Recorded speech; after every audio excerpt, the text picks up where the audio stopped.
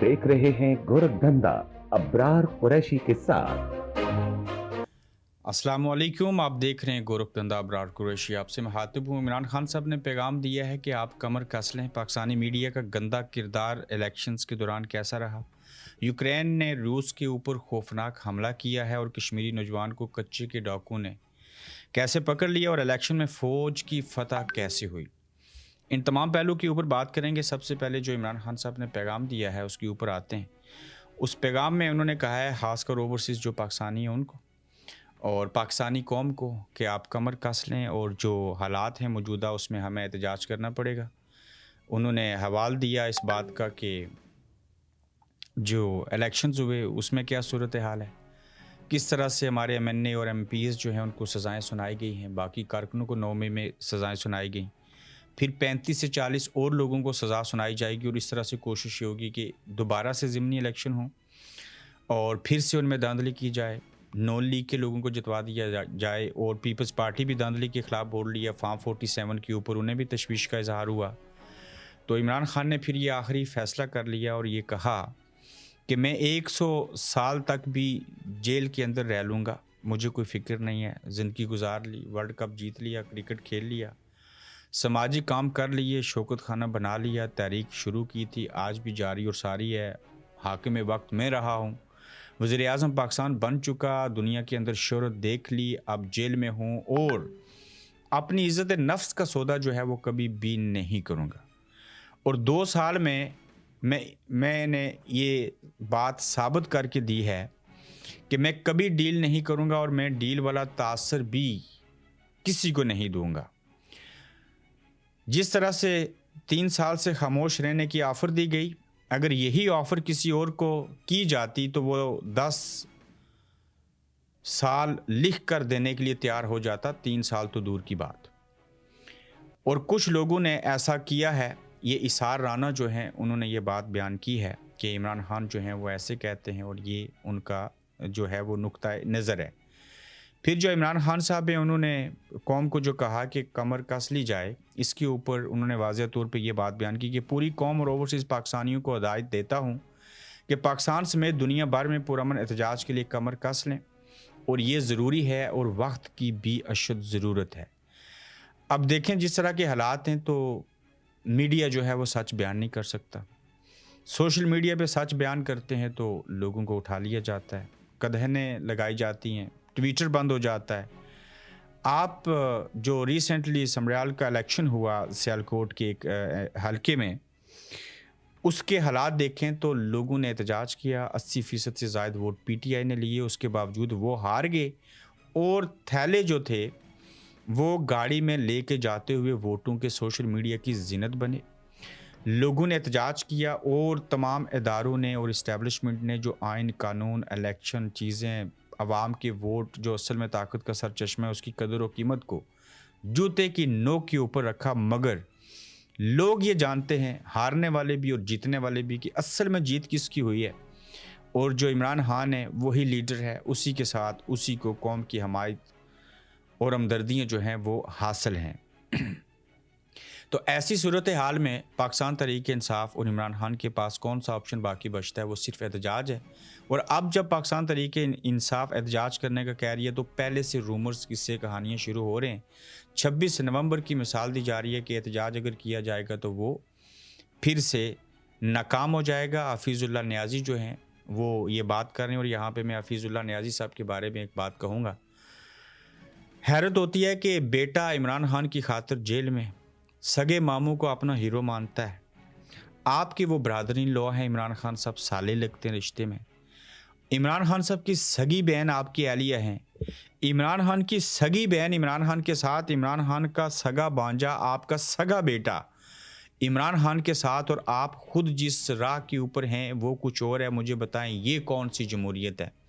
ठीक है, जमहूरियत का हुस्न यही है कि एक घर के तीनों अफराद जो हैं वो अपनी अपनी मर्ज़ी से वोट दें, लेकिन जब पूरी कौम की आंखें खुल गईं, सबको समझ आ गई, तो आप कहाँ खड़े हैं? आप तो बतौर बाप माज़रत के साथ बेटे के साथ नहीं खड़े हो सके, आप अपनी अहलिया के साथ खड़े नहीं हो सके। इमरान खान तो आपके रिश्ते में ब्रादर इन लॉ लगते हैं, उनके साथ क्या खड़े होते? मुझे बताएं, आप गलत हैं या आपका बेटा ठीक है? مجھے بتائیں آپ کی بیگم غلط ہیں یا آپ ٹھیک ہیں؟ مجھے یہ بتائیں کہ عمران خان غلطی صحیح مان لیتے ہیں، آپ ٹھیک ہے، تو پھر آپ کی بیوی مانی بیوی اور آپ کا جو بیٹا ہے ان میں سے ٹھیک کون ہے؟ یہ تضاد کیوں ہے؟ یہ پتہ کیسے چلے گا جب قوم 70% 80% عمران خان کو جان چکی، سمجھ چکی؟ آپ کے اندر وہ کون سی انا ہے، وہ کون سا مسئلہ ہے، وہ کون سی چپ ڈال دی گئی ہے جس کے اوپر جو ہے وہ آپ ناراض ہیں، غصہ ہے، انا ہے یا کوئی اور چیز ہے؟ بے شمار حفیظ اللہ نیازی صاحب کی باتیں بڑی اچھی اور سچی اور کھری ہیں کہ جب مساق جمہوریت ہو گیا تھا تو عمران خان صاحب کو فوج کے کندھوں کے اوپر بیٹھ کے نواز شریف صاحب کی حکومت کے خاتمے کے لیے دھرنا نہیں دینا چاہیے تھا، میں اتفاق کرتا ہوں۔ 2018 میں فوج کی مدد سے برسر اقتدار نہیں آنا چاہیے تھا، میں اس بات سے بھی اتفاق کرتا ہوں، لیکن آگے بڑھے۔ یہ بھی انہوں نے نقطہ بیان کیا کہ دھرنا ہونے سے پہلے جب نواز شریف صاحب برسر اقتدار آئے، وہ الیکشن جیتے، عمران خان صاحب کے پاس کے میاں محمد نواز شریف صاحب وہاں بیٹھے، چائے پی، سارا کچھ ہوا، لیکن یہی بات اسٹیبلشمنٹ کو اچھی نہ لگی اور انہوں نے ریل شریف صاحب کی شکل میں، صورت میں اس وقت کی اسٹیبلشمنٹ نے عمران خان اور ڈاکٹر طاہر القادری کو ان کے خلاف استعمال کیا۔ یہ نقطہ نظر حفیظ اللہ نیازی صاحب کا بہت اچھا ہے، مگر ان کا بیٹا، ان کی اہلیہ جو ہیں وہ کس طرف کھڑے ہیں اور باقی لوگ کس طرف ہیں، یہ دیکھیں۔ میں آخر پہ آؤں گا، یہ جو جنگ ہوئی یوکرین کی اور باقیوں کی، اس سے پہلے جو حکومت کے کام ہے اور جو کشمیری نوجوان کچے کے ڈاکوں کے پاس ہے، اس کو ڈسکس کر لیتے ہیں۔ حکومت کا عوام کے اوپر کیسا وار ہے، یہ نقطہ ڈسکس کرنے والا تھا۔ سی ڈی اے نے وفاقی دارالحکومت کے شہریوں کو دونوں ہاتھوں سے لوٹنا شروع کر دیا ہے اور اس ضمن میں مختلف روٹس پر چلنے والی بسوں کے کرائے جو تھے ان میں اچانک اضافہ کیا گیا اور 50 سے 100 روپے کا اضافہ کر دیا، اور بسوں کے کرائے میں اضافے سے متعلق ترجمان سی ڈی اے بار بار انکاری ہو رہے ہیں، جبکہ یہ بسوں کا کرایہ جو تھا اس کو بڑھا دیا گیا۔ اور کیا یہ صرف عید کے دنوں کی وجہ سے جب لوگ سفر کریں گے، اپنے گھروں کو جائیں گے، اس وجہ سے ہے؟ یہ مستقل ہے۔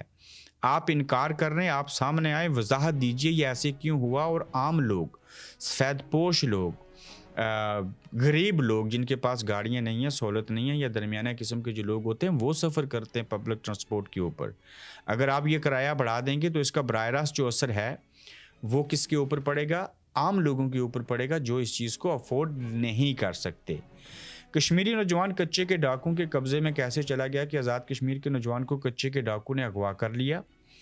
وادی نیلم آزاد کشمیر کے گاؤں اپر نیلم سے تعلق رکھنے والے نوجوان راجہ احمد خان کو سندھ کے کچے کے علاقے میں مبینہ طور پر اغوا کر لیا گیا ہے، اور اطلاعات کے مطابق اغوا کاروں نے اس نوجوان کو کسی جانسے کے تحت بلایا اور اغوا کرنے کے بعد 1 کروڑ روپے سے زائد تاوان کا مطالبہ کیا اور اس کے ساتھ گن رکھی، اور اس کے فوٹو جو آپ پیچھے دیکھ رہے ہیں یہ سوشل میڈیا کے اوپر آئے۔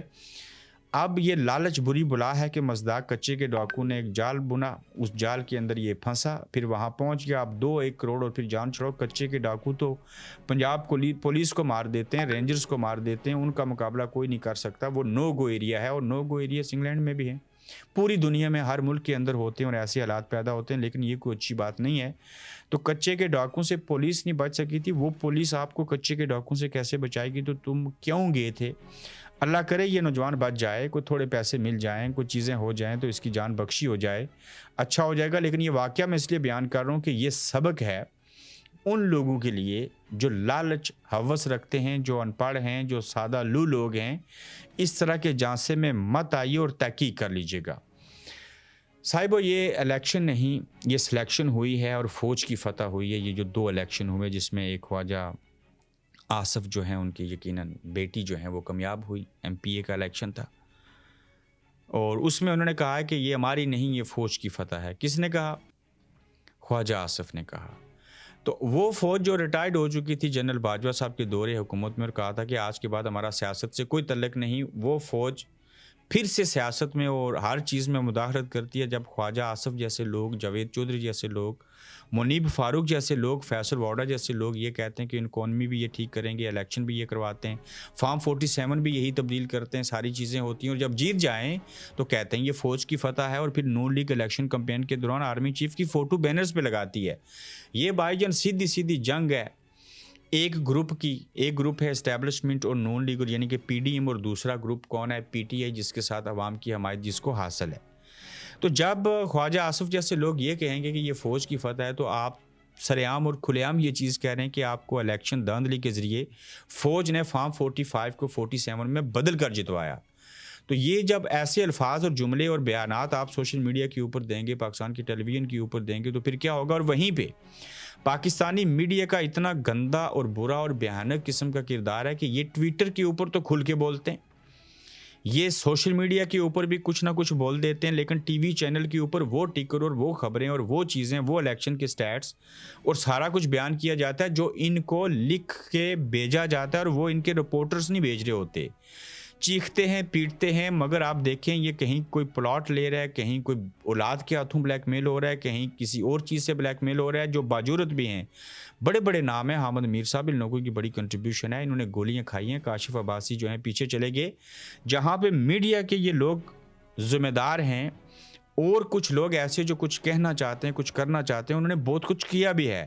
وہیں پہ جو ٹی وی مالکان ہیں میڈیا کے, وہ سب سے بڑے قصوروار ہیں ارشد شریف کے مرنے میں, عمران ریاض کے ملک چھوڑنے میں, اور صحافیوں کو سچ اپنی ٹی وی پہ نہ دکھانے میں. اس کی وجہ ہے ایک جیو کے علاوہ, حالانکہ وہ بھی اس طرح سے نہیں سچ بول رہے, اسی فہرست میں شامل ہیں, ایک جیو اور اس کے بعد یہ جو نوائے وقت ہے, چند ایسے ادارے ہوں گے جن کو میں کہہ سکتا ہوں کہ ان کے باپ دادا صحافت میں تھے, انہیں کچھ پتہ ہے. باقی سارے بزنس مین آ کے ٹی وی چینل کھول لیا اور اس کو مورے کے طور کے اوپر استعمال کیا اور اپنے باقی کام نکلوائے. یہ سب ان کے ٹاؤٹ اس لیے بنے کہ کسی کا ٹیکس چوری کا کسی کے اوپر الزام ہے, کسی کا کوئی اور سکینڈل ہے, تو انہوں نے ٹی وی چینل کو بزنس کے لیے مورے کے طور کے اوپر کھولا ہے. یہ ان کو الف بے بھی نہیں پتہ کہ صحافت ہوتی کیا ہے. لیکن میں یہاں بتا دوں, سپریم کورٹ کے جج کو, وکیل کو, ان لوگوں کو کم پوچھا جائے گا.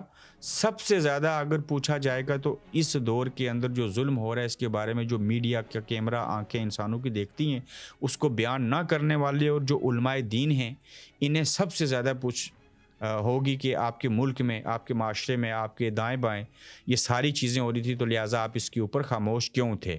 یہ الیکشن نہیں, یہ سلیکشن ہے. آر او آفس کو سیل کر کے کون سا الیکشن ہوتا ہے, اسد اللہ خان کہتے ہیں. سمبڑیال کا ضمنی الیکشن جیتنے پر فوج اور پنجاب پولیس کو بہت بہت مبارکباد. عمران خان زندہ باد, پاکستان پائندہ باد.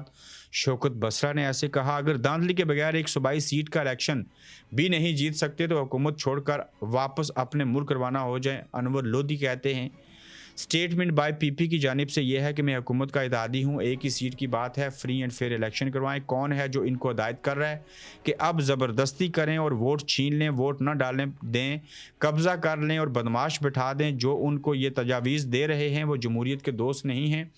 راجہ پرویز اشرف صاحب, سابق وزیر اعظم پاکستان, نے یہ بات کی اور بڑی اچھی بات انہوں نے کی, اور ان کا بولنا یقیناً ٹھیک ہے. لیکن مجھے حیرت ہے یہ بول کیسے رہے ہیں, چونکہ لوگ کہتے ہیں کہ راجہ پرویز اشرف صاحب تو بذات خود فارم 47 کی پیداوار ہیں, لیکن اس کے باوجود اس کے اوپر بولے ہیں. یہ بھی ان کی جانب سے جو ہے اس کو اچھی بات تصور کر لینا چاہیے. انٹرنیشنل دنیا کا سینیریو ایک مرتبہ پھر سے چینج ہوا, اور یوکرین نے جو ہے وہ بڑا خوفناک قسم کا حملہ کیا روس کے اوپر, اور اس کے نتیجے میں روس کو کافی نقصان ہوا, اور خوف و ہراس بھی ہے کہ دنیا کے اندر ایک اور بہت بڑی جنگ چھڑ جائے گی. جبکہ ڈونلڈ ٹرمپ جب آئے تھے تو بہت ساری چیزیں ہو رہی تھی جن کا تعلق پاکستان کے ساتھ بھی تھا, فلسطین اسرائیل کے ساتھ بھی تھا, یوکرین اور رشیا کی وار کے ساتھ بھی تھا. لیکن وہی بات ہوئی کہ پریزیڈنٹ جو ہوتا ہے امریکہ کا, وہ اپنے مفادات کا تحفظ کرتا ہے, اور جو اپنے ملک کی پالیسی ہوتی ہے اس کو چھوڑ نہیں سکتا. تو یوکرین نے روس پر اب تک کا سب سے خوفناک حملہ کیا ہے, اور یہ دعویٰ کیا گیا ہے کہ سائبیریا میں ایئر بیس پر جوہری صلاحیت کے حامل بمبار طیاروں کو نشانہ بنایا گیا ہے, جس میں 40 سے زائد طیارے جو ہیں وہ تباہ ہو چکے ہیں جو وہاں پہ کھڑے تھے, موجود تھے. غیر ملکی خبر ایجنسی رائٹرز کی رپورٹ کے مطابق روسی میڈیا نے بتایا کہ یوکرین نے سائبیریا میں قائم فوجی مرکز پر دور تک مار کرنے اور جوہری صلاحیت کے حامل بمبار طیاروں کو نشانہ بنایا ہے. رپورٹ میں بتایا گیا ہے کہ سوشل میڈیا میں اس حوالے سے گردش کرنے والی تصاویر میں دکھایا گیا کہ ایئر کوٹسک کے شمالی ایریے میں جو ایئر بیس تھا اس پر روسی اسٹریٹجک جو بم ہوتا ہے طیاروں پر فائر کیا ان سے, ان طیاروں کا کام دور سے اپنے ہدف پر جوہری بم گرانا ہے۔ یوکرین کی خفیہ ایجنسی کے عہدیداروں نے بتایا کہ یوکرین کی ایجنسی SBU نے روسی ایئر بیس پر 40 سے زائد طیاروں پر بڑے پیمانے پر ڈرون حملے کیے۔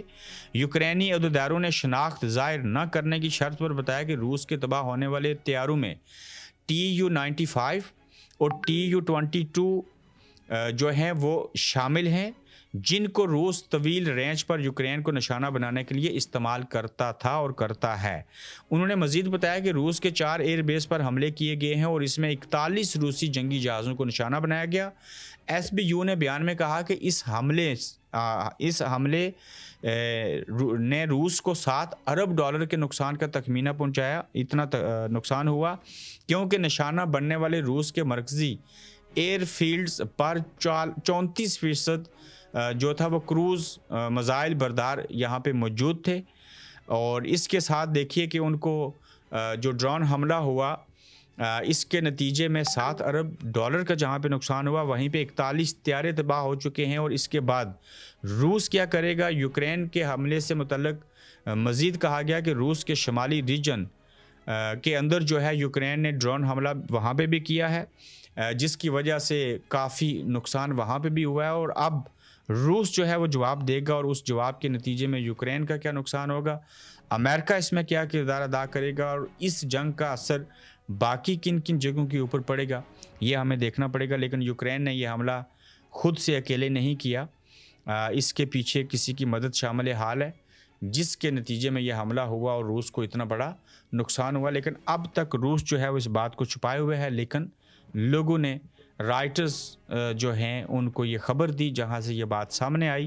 تو دیکھتے ہیں کہ آگے چل کے روس کی جانب سے کس طرح کی چیزیں ہوتی ہیں۔ اپنا خیال رکھیے، اپنا فیڈ بیک دیجیے، تو جلد آپ سے انشاءاللہ پھر بات ہوگی۔ آپ دیکھ رہے ہیں گورکھ دھندا ابرار قریشی کے ساتھ۔